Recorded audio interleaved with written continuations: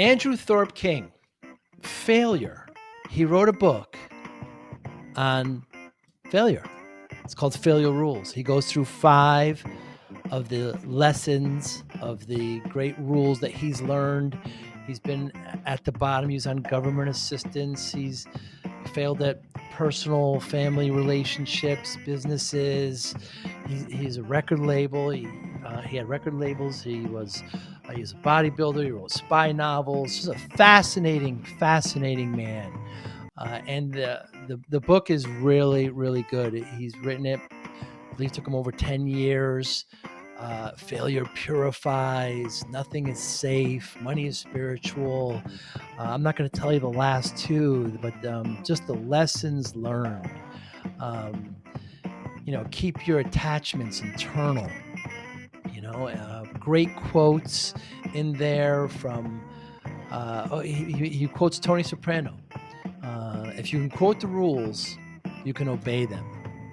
Just a fantastic conversation on failure and how he's turned his life, his career, his careers around. I really enjoyed my conversation with Andrew, and I know you're going to like it too. Thanks for listening. Hi, I'm Joey Pinz. People ask me, how did I lose 130 pounds? The quick answer is always discipline. I started my business, wasn't paying attention to my health, was eating too much, drinking too much sweets. My daughter was born. Next thing I know, I'm pre-diabetic. I have hypertension. I knew something had to change. Discipline. I, like many of you, have faced many challenges in your career, in your family, in your life, in your faith. How did you attack them? How did you approach them? How did you solve them, hopefully? It all had to have some degree of discipline. I'm also asked, how did you found and start a tech business that lasted over 25 years? Discipline. I was committed to it, enjoyed technology, didn't enjoy some aspects of it, but knew it was necessary. Discipline. Our podcast mission, how do we use discipline to better ourselves and society? Join me, please, as I talk to interesting people and discuss how they use discipline in their family and their passion and their careers and how it helped them.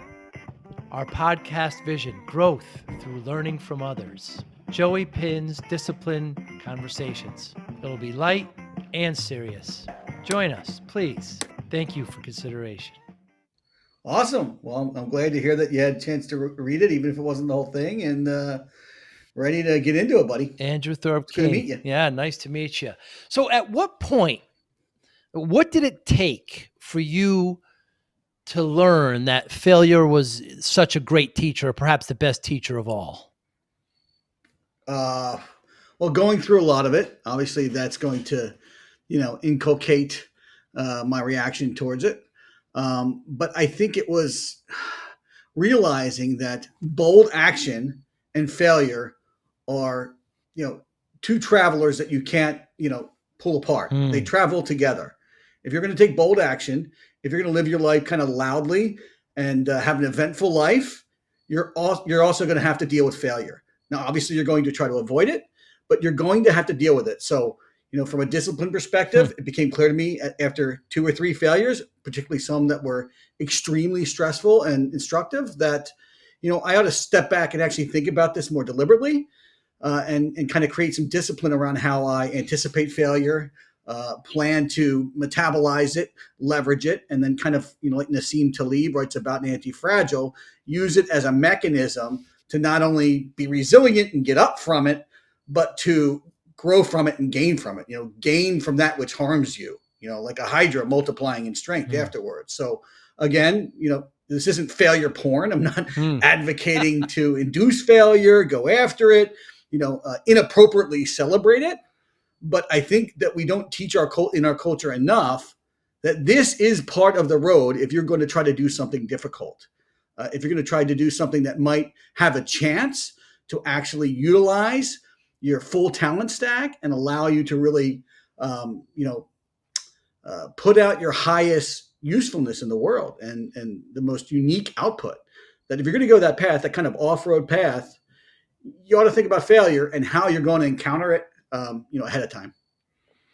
Yeah, I mean, our society, perhaps it's an American thing, but we really, really punish failure. I mean, in athletics, in business, I mean, we really, really do. I wonder why that is. Any thoughts? I think it's optics. I think it's expectations. I think it's very dependent on culture and subculture and the optics of family and friends.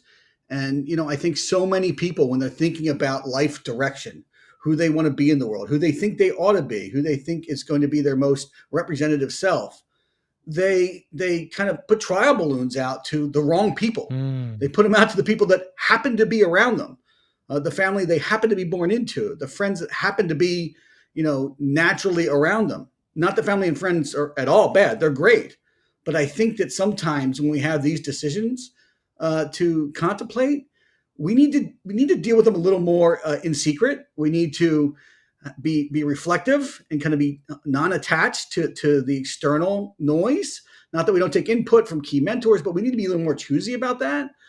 So I think back to like Warren Buffett talking about don't tell people your dreams, develop them in secret. hmm, When I did my bodybuilding show, when I wrote my first spy novel, when I started my record labels, I formed all these things in secret and didn't tell anybody about them until they already had enough form that they were real. So I was informing people, not telling them about an idea. It was no longer an idea, right? It wasn't this delicate idea that could be susceptible to negative input and reflexive fear from people.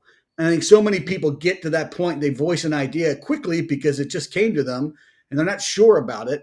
And instead of really evaluating it with a sound mind and maybe looking at other people, virtual mentors in the world that have gone that path and mm. see what their route might have been, they reflexively bounce it off of family and friends. And that's the wrong audience most of the time for any sort of really bold idea or ambitious or even risky dream, entrepreneurial or otherwise.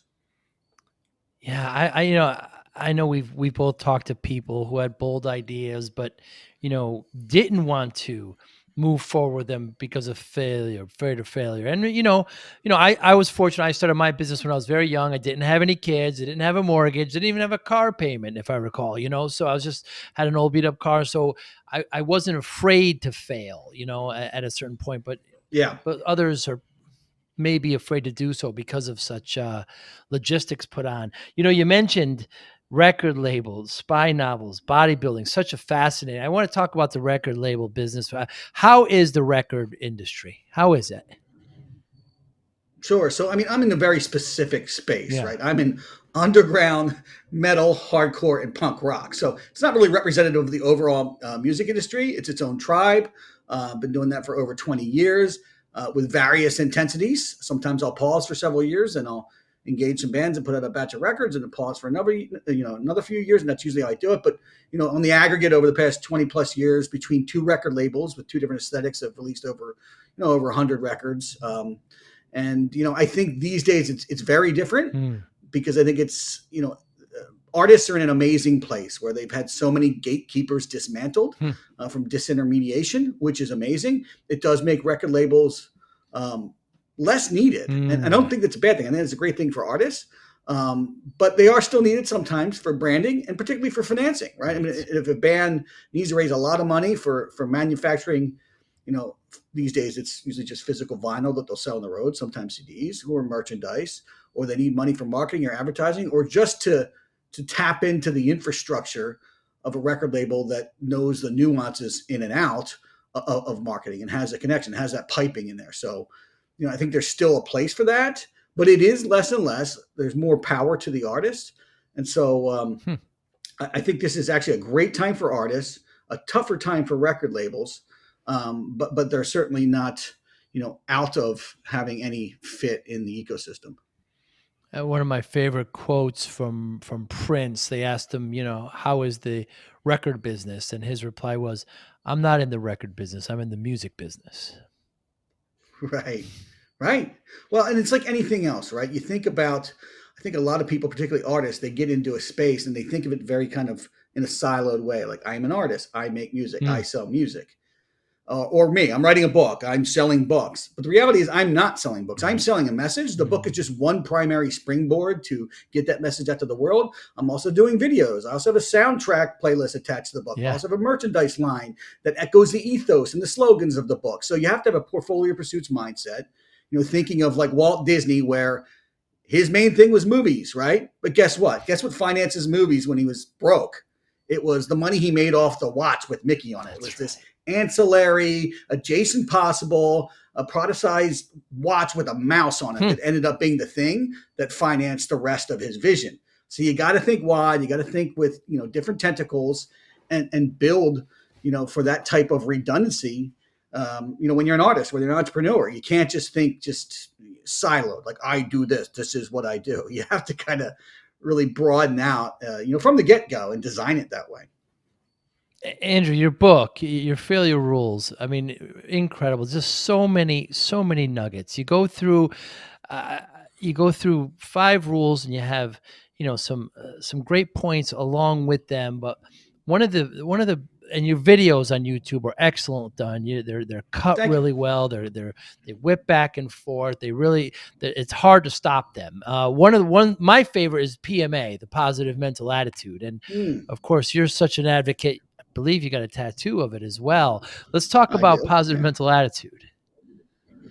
Sure. So, strangely, that originated from the self-help guru Napoleon Hill, who many are skeptical about from being, potentially not so authentic. Right. So there's that history there. Right. But it doesn't matter to me, right? I mean, whatever he was or wasn't, his message carried through and has, survived and influenced a lot of people. And so I discovered PMA from the Rastafarian iconic punk band, the Bad Brains, who had a song Attitude, which was talking about having that PMA.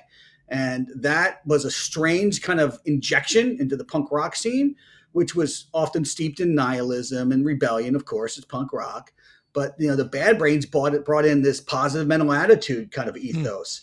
That was then echoed by later bands like H2O, like the Cro-Mags, the singer for the Cro-Mags, John Joseph, who's a triathlete just like you, and a devotee of Hare Krishna faith, and an author himself. He really preaches the PMA. Has a book called The PMA Effect. John wrote the foreword to Failure Rules. And so this has become kind of like this, sub ethos of the punk rock culture, particularly older guys, right? And it's just something that has always resonated with me. And it doesn't mean that you don't acknowledge strife, anxiety, depression, negative feelings, the difficulty of that in loved ones. So I do this video where I quote Marcus Aurelius, which is, be tolerant with others, but strict with yourself. And so I try to apply that to my PMA. Like if I'm around somebody who's struggling, I'm not going to give them some sort of hollow, platitude, rah-rah speeches on PMA. You have to lead with empathy and love in your own life. If you're able, you leverage PMA as much as possible to catapult you through hard times. But it's kind of a personal thing, and that's kind of how I view it and try to embody it.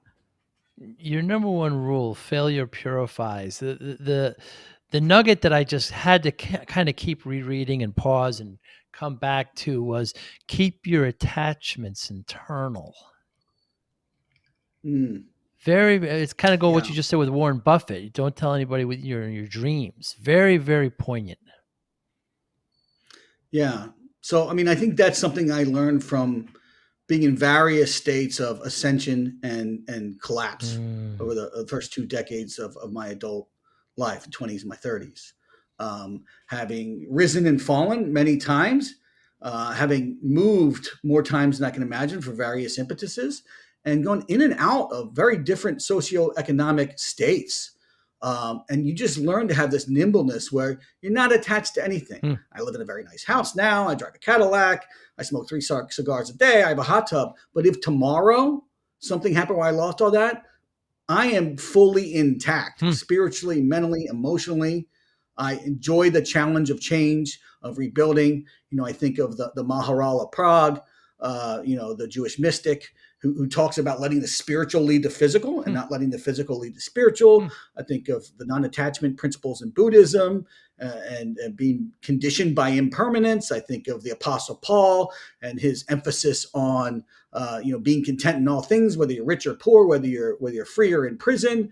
And that is my core. And then I only softly identify with the external attachments in my life.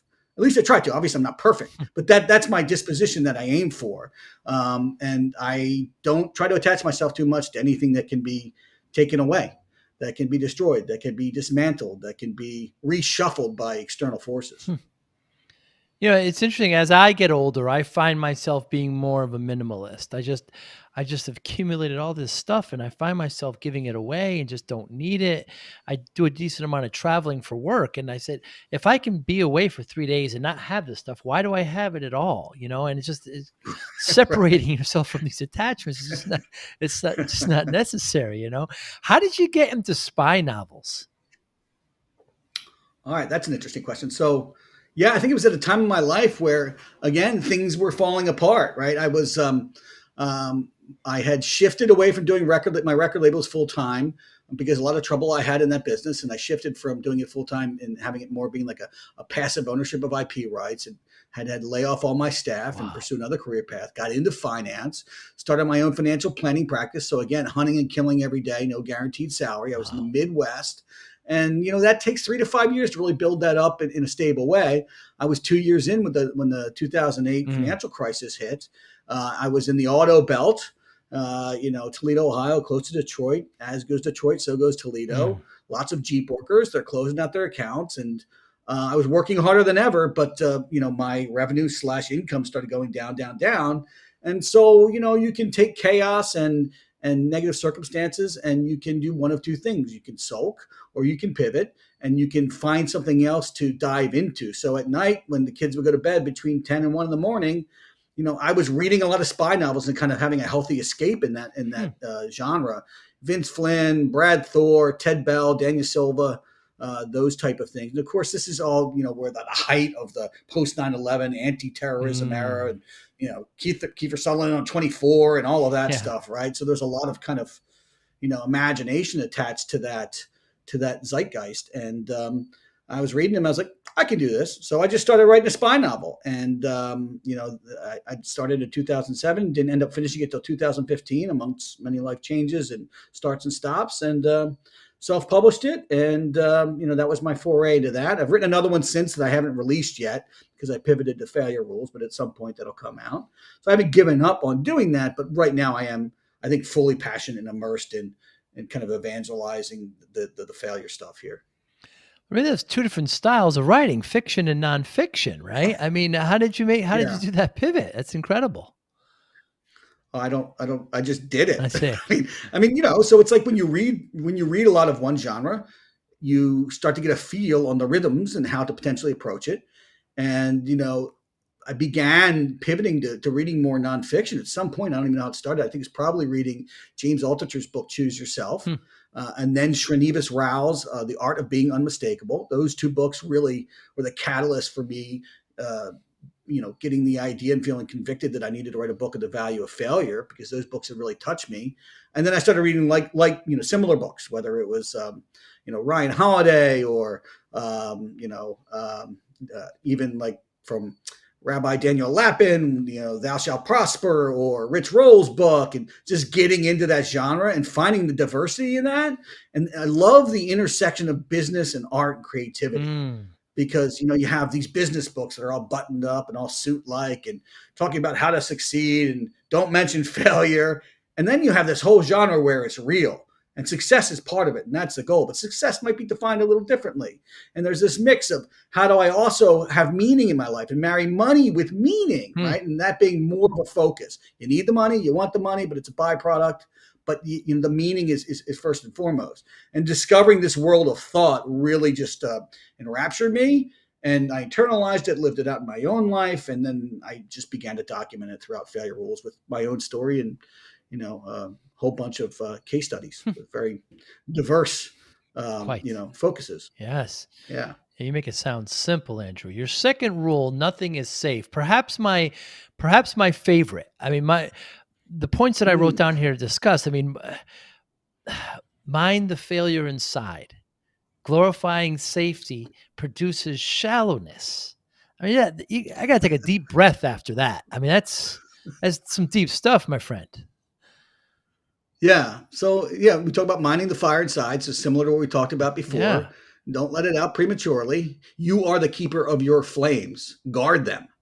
Don't let them be susceptible to unnecessary reflexive negative input. Right. Be careful who you tell your ideas to. They're precious if they're going to birth anything. And then secondly, I kind of coined this term safety file in the book, which is, a lover of safety above all things. And I do believe that that produces shallowness. I believe that that is an inhibitor of loud, authentic living. It's an inhibitor of really living out a life that is vibrant and can manifest your highest use in the world. And it doesn't mean that you should chase danger, just like you shouldn't chase failure. Safety has its place, but it ought not be first all the time for only the reason of fear, for only the reason of avoiding failure and difficulty and conflict. There are things that are of higher value than just safety. Mike Rowe, the guy, from Dirty Jobs, he does a show called Safety Third, or he did it years ago. And, the idea wasn't that safety ought to be third or that it can never be first. It was like, let's just take a step back and look at safety and not just say safety first all the time. Because there are many times in life where safety ought not be first. There's other competing values that are higher than safety, and you still want to be as safe as possible, but you cannot let that rule the day. If you're going to really do difficult things and try to chase uniqueness and greatness, it's just it can't be the highest priority. It's got to be subordinated. Being comfortable is overrated. When unloved, sing your own love songs.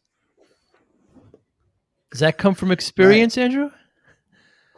Yeah. So I think being comfortable is overrated, even for one who likes to punctuate a life of challenge with lots of comfort. I mean, I like the stress of working all day in what I call a VUCA environment, full of volatility, uncertainty, complexity, and ambiguity. And then I also like sitting in my hot tub at night, smoking a cigar and thinking about it. So I do like to blend, comfort with discomfort, but the discomfort has more meaning. And the comfort only has pleasure when it's followed by the discomfort. For me, it's got to be the contrast. It's the yin and the yang. It's both of them. In terms of, when unloved, sing your own love songs. I mean, that really comes from kind of the sting of my own marital failure from my first marriage and the divorce. There's a song by one of my favorite punk bands, Sheer Terror. It's called Love Songs for the Unloved. So it's inspired by that. I got a tattoo of that after my divorce. And it was just this notion of just reaffirming your self-love, not some like corny kind of like new age way, but in a very real, tangible, visceral way, realizing that it all starts with you recognizing your unique value. You're knit together in your mother's womb. You are one of one. You're a limited edition. You are unique. You need to own that every day. And then, what you imprint on the world starts there. You have to build that up first. So I detail in the book, Kamal Ravikant, Silicon Valley investor, his story of he failed as a CEO. He was super depressed, couldn't get out of bed. He was falling into the abyss, was living off his credit cards, was neglecting outreach from family and friends. And at a certain point, he embraced this idea of changing the loops in his head and learning to love himself. He wrote the book, Love Yourself Like Your Life Depends on It. That book, it's only like 8,000 words. And $1.99, I think he sold it for, or what have you, or $2.99, I don't know. And he sold 500,000 copies. So not only did he embrace this practice that, from a psychological standpoint, was going to get him out of the abyss, but then as many artists do, or many creatives do, they turn their pain and their lessons into monetizable art. And then the art itself, reflecting his pivot, was what really financially got him out of that pit. And I think that's the way we need to view our pain and our failure is, what can we turn this into? It's almost like Jack Nicholson in the movie The Departed, where I'm an artist. You give me anything, I'll get something out of it. So that's how I approach life. You give me something, you give me failure, you give me wabi-sabi, the imperfection of life, or as David Lee Roth calls it, it's perfect because it's a little fucked up. You give me that, and I'm going to turn it into something. You give me a lot of failures in life, I'm going to find lessons. I'm going to turn them into rules, and I'm going to write a book about it. And I'm going to go with Joey Pinz podcast and talk about it. Very cool. And perhaps my favorite lesson from that, failure from number 2 is know your operating system and own it. So know thyself, Shakespeare's own. Yeah. So, I mean, that kind of comes from, thinking about what is the framework of, what do you refer to when failure comes, when hard times come, when the difficulties come? Do you have, an operating system, so to speak? Yeah. And I reference the non-faith tradition of Stoicism and how Tim Ferriss leans on that. I reference, Hare Krishna and veganism and how John Joseph, the triathlete, punk rocker, relies on that. I reference Christianity. Now, Dave Ramsey, relied on that when he went through bankruptcy and still tithed walking into bankruptcy. I mean, who does that? Wow. Right? You're bankrupt and you're still going to give money away. Sure. Who does that? Yeah. Right? But he had this operating system to help him walk through failure with some predetermined, disciplined guardrails. And I think, certainly not all operating systems are equal, but you got to figure out what yours is. You got to define it, and you got to have that in your back pocket to reference, when the hard times strike. When you were selecting bands and artists for the record label, what was that process like? How did you know that they were good enough to invest money and time in? Well, in the beginning, I don't think I knew. Right? I mean, I knew what I liked, and I think passion probably overrode financial analysis. Over time, I learned to blend the two. But it was really a labor of love for the most part. And it's like a lot of businesses where 20% of your choices drive 80% of your revenue to help you recoup from and make money off the other 80% that might not have, recouped. And that's pretty much how it went. But over the arc of time, ups and downs, I look back and it was an amazing journey. Still continues to be wildly enjoyable. And, there's like at least 10 to 15 bands I still can't believe I worked with. They're bands I listened to ever since I was like 15, 16, Wow. and had really influenced my life and impacted me. I mean, even in the book, I have a companion soundtrack playlist that's on Spotify and Apple Music, and there's a few bands on there that are my record label. I mean, they mean that much to me that their songs and lyrics actually buoyed me during my own times of struggle and hard times and failure. Sure, Motorhead's on there. It's a great soundtrack. That's right. Great list. Number 3, money is spiritual. Just tying along what you just said right there. Lessons from punk rock and Son of a Preacher Man. You get what you give. Yeah. So money is spiritual actually came from Rabbi Daniel Lapin, his book, Thou Shalt Prosper. I don't think it was actually coined in that book, but that book really influenced me.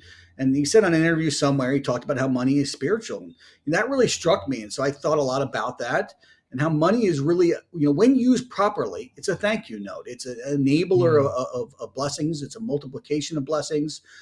If you don't edge into the failure territory of envy and greed, which I talk a lot about in the book, and the dangers of envy and greed. And I think a lot of people like to focus on greed, but they don't like to focus on envy, and they're equally dangerous. I mean, they're malevolent twin siblings, right? I think if we stop demonizing and stop worshiping money, we can actually use it for what it's worth, that it is really a magical tool to uplift us, to bless others, and to really be a thank you note. I mean, I quote John Stossel in the book where he says, it's really all transactions really are, are usually both the buyer and seller think they're going to win. Right. Even if they're not, they both don't get into it. They're voluntary. They think they're going to win, right? And so I think there is this element of money where if we view it that way, we can have more power over it and use it as a tool and not let it really kind of inappropriately overcome our lives. And then your 4th rule, you really talk about, prevention strategy and building dependencies. You call it thing 1 and thing 2. It's just talk about, the enabler pursuit and your priority pursuit. It's how did you arrive at these? It's so clever. It's just so clever, Andrew, the way you kind of formulated these into these strategies. Well, the interesting thing is, I wrote the stories first. So I wrote my kind of stories first, and I went back and massaged them, refined them. And then I was like, okay, well, what's the actual lesson here? And then I was able to extract a lesson, expound on that. And then I layered in relevant case studies. And then I saw patterns of certain rules that could roll up from there, right? So it was a revelatory kind of process over the years before I got to the final structure, which I think is came out really cohesively. Yes. So for failure rule number 4, you're right. It's called thing 1 and thing 2 dependency. It's a failure prevention strategy. And thing 1 and thing 2 makes it sound like I read Cat in the Hat all day, which I Yes. don't. It's nothing to do with Cat in the Hat. I actually had like Tony Soprano in mind, lighting his first cigar of the day, like, talking in, Italian American slang and saying, hey, there's the thing 1 and the thing 2. Yeah. You do this Yeah. and then you do that, right? I mean, that's kind of what was in my A little mind. bit. And thing 1 is your enabler pursuit, which is kind of the scaffolding, the undergirding that allows you stability, cut your teeth in learning. It might be a low meaning pursuit, but it's something that allows you to then move more safely towards your North Star pursuit, which might represent the highest usefulness you have to give to the world. And so then I give kind of examples of that, right? So one example I gave of these two brothers that I know, they're anonymized in the book, but they were of a Shia Muslim background, moved to the States, and they needed startup seed money to kind of build their own businesses and retail empire. And so how did they get that? They worked for Disney on Ice for several years, which paid for their lodging and paid for the food. Every night they're traveling, selling princess swag to moms and little girls on the road, but they had no expenses. They were able to save all that money. They came back with that cash pile and they invested it into what ended up being over the arc of time, the retail empire. I mean, they own gyms, they own gas stations, they own cigar lounges, all kinds of stuff. And it was because they had this vision of the enabler pursuit, right? Low meaning, but it gave them the seed money. Also adds to the richness of their narrative to explain their entrepreneurial path, which I think is kind of this intangible, like amazing kind of element of embracing the strategy. So that was one example. The other was Chris Redden from Bridge 9 Records, who launched his record labels by making Yankee Sucks merchandise and selling it to Red Sox fans. That endeavor was entirely to underwrite his record labels. Some might call it, taking good money and chasing after bad, Right. but that's how he pursued his passion. He had to do a lower meaning thing to enable and mobilize his higher meaning thing. And we have to think creatively like that as entrepreneurs and creatives, because there's no real blueprint. You don't just go to school and get a degree and next thing you know, you're a comedian. Like you got to find these circumventive punk rock paths to figure out how to make shit happen. Yeah, you mentioned Tony Soprano. There's a great quote that I forgot that he said. If you can quote the rules, then you can obey them.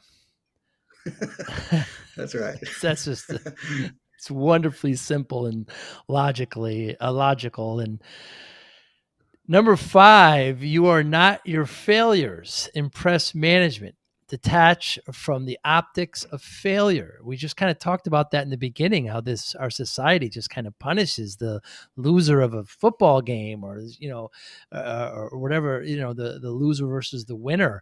But you say detach it. Rejection is fuel. Yeah. Yeah. So for that one, I mean, there's a lot of examples that kind of come to mind, right? But I think that really is a handicap for people, particularly once they go through the failure. They just think my reputation is tarnished.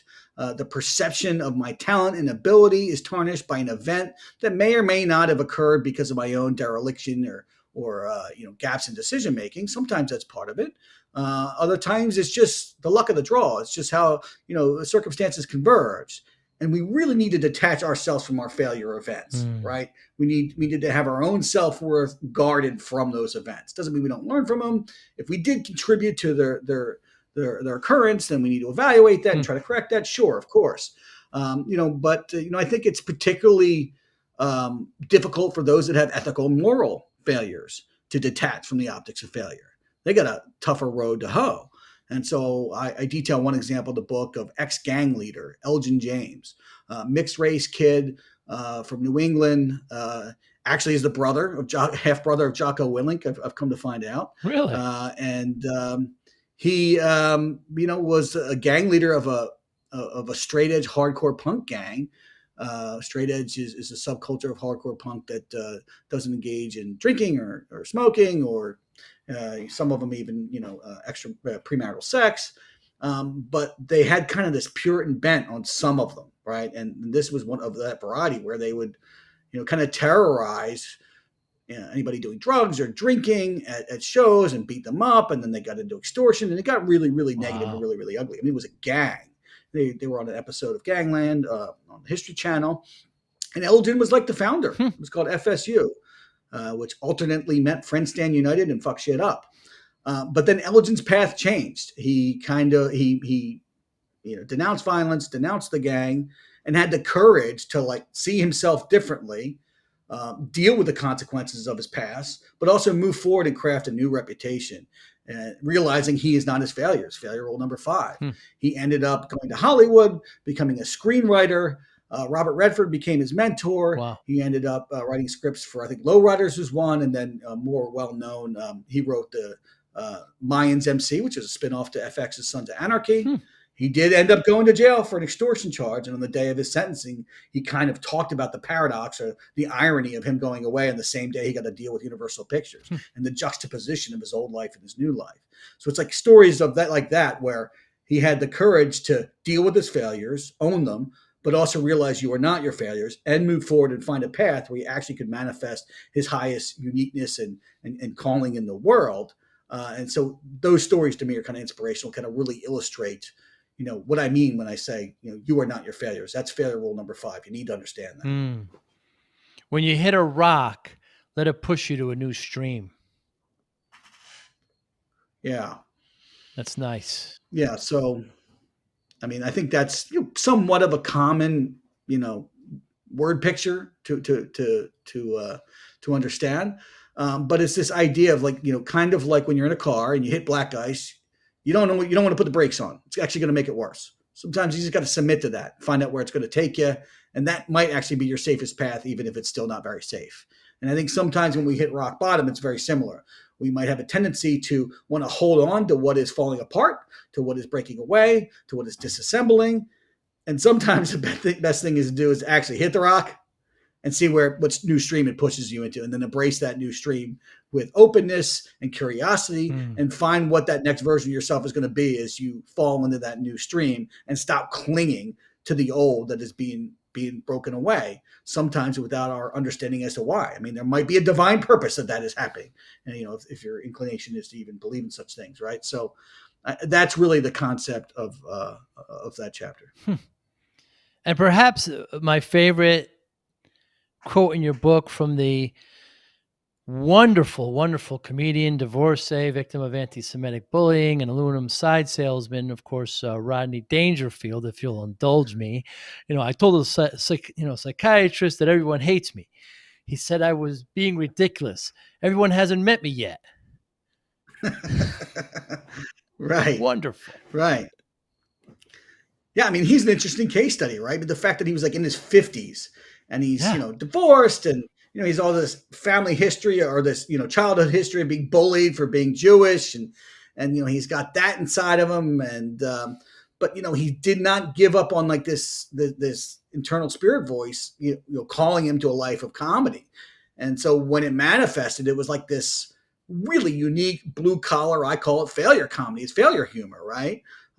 And he was the master of that. I mean, self-deprecating. Yeah. I mean, him with the facial expressions and everything else. No respect. And you look like Easy Money. It was all about the juxtaposition between the working class Slavs and the upper class snobs, and just that whole genre that he kind of, I think, in my mind, typified for us older guys who remember how amazing Rodney was. So I look at him as almost like the king of failure humor. And, there's modern incarnations. I went and saw Bill Burr play in June and strangely ended up running into him at the hotel I was staying at and had a cigar with him for about 10 to 15 minutes. I explained to him the concept of failure humor, and he's like, that's exactly what I do. You got it right on. It's failure humor, right? So, I think the term has weight, right? I think that's really what it kind of is. And it's a mechanism to deal with your failures. You gotta have some fun with it sometimes, even if they're really bad. I mean, I talk about in the book, like sometimes you need to take yourself less seriously to seriously put your life back together again. And that was true for me when I was going through really, really hard times of business falling apart and losing my home and transitioning from one state to another. I mean, I just really indulged in a lot of self-deprecating humor and was watching a lot of Rescue Me with Dennis Leary on it, Hmm. and listening to other comedians, and that was a balm for me that really helped me, and I think that can be a good tool to get through failure. It humbles you as well, I Yeah, think. So on the podcast, you mentioned it in the beginning. We talk, I always bring up discipline. I lost a lot of weight. People ask me how. I kind of opened the conversation with, what had to happen for you to see failure as such a great teacher. And for me to lose all the weight, the doctor had to tell me, look, you're not going to see your daughter graduate. You're pre-diabetic, you're mm, pre-hypertensive. So that was the moment where I said, this is not going to happen. I may change. By the way, I kept it all to myself. I didn't tell anybody what I was doing. I mm, just did it. yep, And so people want a quick remedy. And, obesity is a serious issue. You're a former bodybuilder. You know a lot about nutrition and exercise.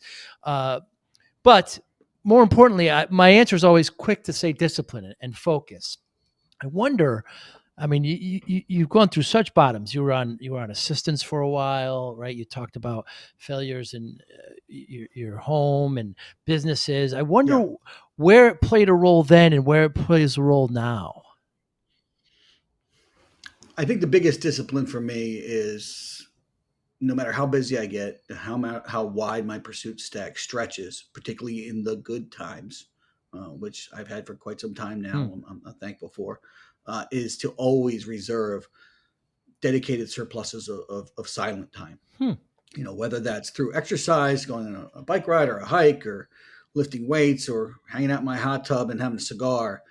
um, Introspection, yeah, reflection, meditation, prayer, whatever it is so important to, again, peg you back to your operating Hmm. system, which you need to define so that that can keep you grounded, because the ground will shift on certain things. Maybe not fall back to, more, uh, you know, semi catastrophes, right? But the ground will shift, and you got to have that spiritual grounding, that being in touch with yourself, knowing thyself, knowing who you are, what you're doing, coming back to non-attachment, particularly when attachments have grown around your life, and things are good, and there's material prosperity. And so to me, that's like my biggest discipline right Hmm. now, is through a long stretch of prosperity, to really never forget what the hard times and the failures taught me, which is a lot of the reason I wrote this book, because it's those lessons that really bring the meaning to the experiences. And I think really help shape my character now as I go forward into, good times.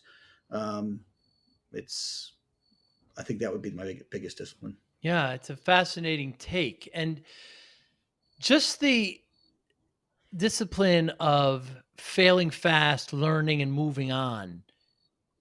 We can't really, under discuss that, right? It's very important. I mean, many people will fail and just, walk away and that's it. But it just takes a strong mind and a strong discipline to kind of keep going like that, which you've done. You've Yeah. So, exercised it. yeah. And I think that's been one of the skills that I've learned, Mm. is leveraging chaos as an idea engine, the chaos of failure, the chaos of messiness, to not view it as things falling apart only, Hmm. but to view it as an opportunity. Right. So I write about that in the book, and I can think about one particular time where, I had gone through a business divorce, and my divorce paths with my wife was a fast follow, and was living in a hotel room, and all of a sudden I had no office to report to by day, no home to go through, to go home to at night. Wow. And what do you do in that situation? Well, you can wallow in it, you could be depressed, or you can leverage that chaos as an idea engine. So I use that solitude to, make my plans, and they were multi-pronged. And within that time, I developed plans that bore fruit over time. So I use that chaos to leverage that. It was in that time that I ended up starting a consulting business in the online lending space, which led into forming a lead generation company that was very lucrative. It was in that time that I finished my spy novel and began networking at, Thriller Fest in New York City. It's during that time that I decided to reinvest in my record labels and release a few more records. It was at that time that I really shaped up my resume and networked, and landed the job I have today as an executive fintech banker. So the fruit that came Hmm. out of that failure space, of that chaos, of that surplus of solitude, was just amazing, right? But it did take discipline to do that. It took the experience of going through failures in the past to know that you can't just stay in them. You have to find a way to be optimistic and see the opportunities in them. As a youth, as you're creating the record labels, as you're writing the spy novels, as you're doing all this, did you consider yourself as a strongly disciplined person? Did you have that discussion with yourself? Did you consider yourself that?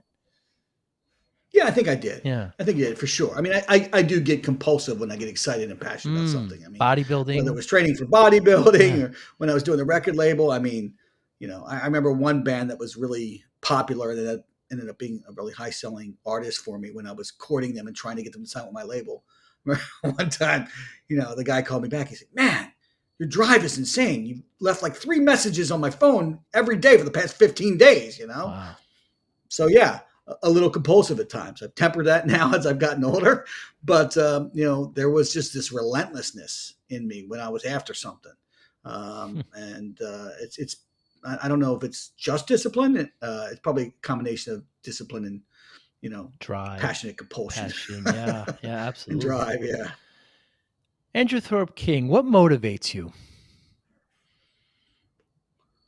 I'll go back to trying to marry money with meaning. Hmm.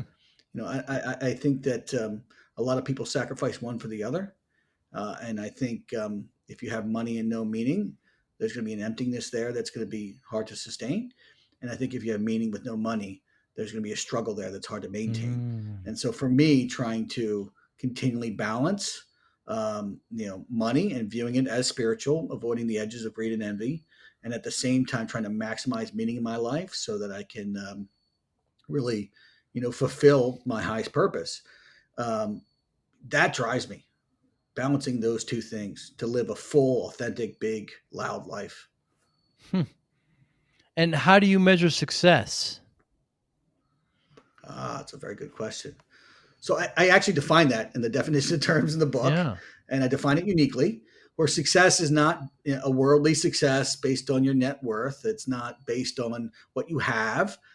It's based on, are you successfully aligning yourself with your calling journey? Hmm. Right? And so that's a little bit of a ethereal concept, but it's this idea of, at every touch point in your life where there's some decision making to be had that's going to change the trajectory of your next steps. Are you making the decision that are going to align you with the highest meaning in your life and the most unique application of your unique talent stack and gifts in the world Hmm. that no other or not many others can give the world in the way that you can? So that's how I define success. Doesn't really have anything to do with money. We've talked about how money is important, but to me, that success is aligning with that calling journey at every touch point and every decision point. And that's a lot of what the book's about. It certainly is. When I finally found out, we were going to have this talk, this conversation. I read the book. I went through your videos. I said, "Wow, this is going to be great." I mean, because I started my business back in the '90s, and there's been certain failures too. You don't get accounts. You fail with employees. You fail with Yeah. there's always those kind of failures, and to kind of sum it up the way you did so succinctly with these lessons and these quotes from others. It's so well done. It's so well put together. I really enjoyed it. I want people to enjoy it as well. How can we get in touch with you, Andrew? So I'll hold the book up here. Yeah. It's Failure Rules, the 5 Rules of Failure for Entrepreneurs, Creatives, and Authentics. You can find me online at andrewthorpking.com. No E on the end of Thorpe, just THORP. The book is out everywhere. The books can be sold online, audiobook, hardcover, every format, ebook. And you can find me on YouTube at Andrew Thorp King or Andrew Thorp King, and also on Instagram. So YouTube, Instagram, my website, and obviously Amazon. So go buy the book. Also, I have the merchandise company, Soul on Fire Supply Company, some kick-ass merch attached to the themes of the book. You can also find that on my website, andrewthorpking.com. Andrew, I really enjoy it. So next time I'm in Philly, we're going to have some bourbon Yes, we are. and have a great time. I really enjoyed our conversation today. I was looking so forward to it. Thanks so much for your time today. We know how to get in touch with you. I look forward to meeting you face to face. Thanks again. You be well. Thanks, Joey. Appreciate it. Have a good night. Thank you for listening and or viewing Joey Pinz Discipline Conversations. Please share this episode with one or two of your friends who you think may benefit from the episode. Our website, www.joeypins.com. There you'll find lots of resources and you could join our mailing list. Please follow us on all our social media, Instagram, Twitter, and Facebook. Podcast information, the video version of our podcast is on YouTube. Please subscribe. Audio is on all major podcasting platforms. Please follow them. And if you like it, please consider giving 5-star rating. Would really appreciate that. Would you like to financially support the podcast? You can go to our Patreon site. Consider $5, $10, or $20 a month. There's all kind of plans that we have there. There's like a one-time payment. What is this podcast episode worth to you? $25, $50, $100, $500, $1,000, $5,000. You be the judge. You can go to our PayPal account to do that as well. Thank you again for listening or watching Joey Pinz Discipline Conversations.